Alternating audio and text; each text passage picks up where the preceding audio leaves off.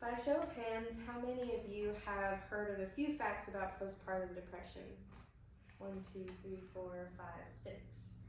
According to the Center for Disease Control and Prevention statistics on postpartum depression, 1 in 5 women experience symptoms at some point after giving birth. Also, 1 in 5 fathers experiences at least one episode of depression by their child's 12th birthday. Statistically speaking, that would mean that about one person out of this group would experience some form of postpartum depression, especially in the mother herself.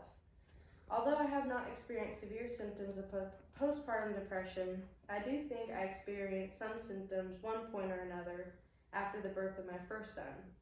Although there are many misconceptions about postpartum depression, it is important to recognize its symptoms, how it can be treated, and how you can help others. The first point about postpartum depression is its definition and its symptoms that are associated with it. According to the CDC, postpartum depression is a form of depression that typically occurs after having a baby. Many people confuse this with what's called the baby blues. Baby blues summarizes the general worry, exhaustion, or sadness that a mother can feel after having a baby.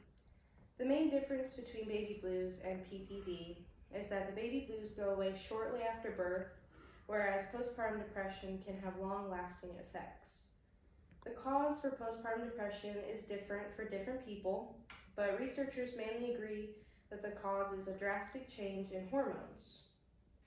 According to the Office on Women's Health, the hormones estrogen and proestrogen are very high during pregnancy and drop very quickly after.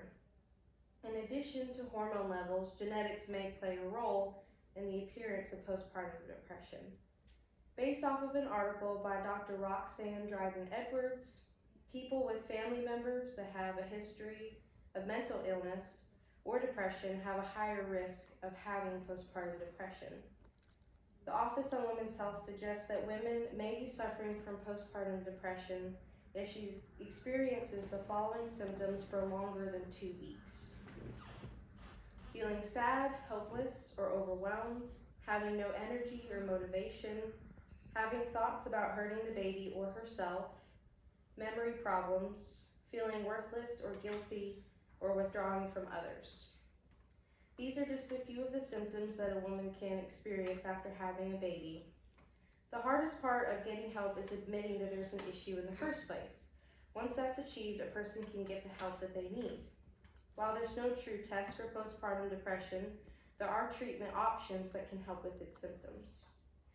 To quote Dr. Dryden-Edwards' article, for many prescribing doctors, medications are the first choice because of the high level of effectiveness and the general safety of this group.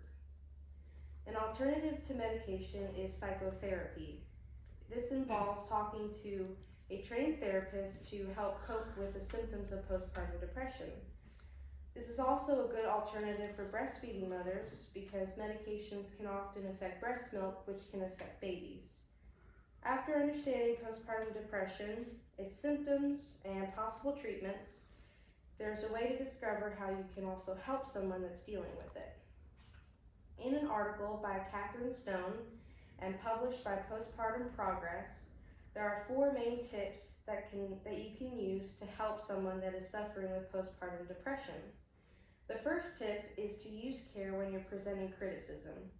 This means just being careful with your words, especially when pointing out someone's shortcomings or mistakes. The second tip is listening. As easy as listening sounds, there's a big difference.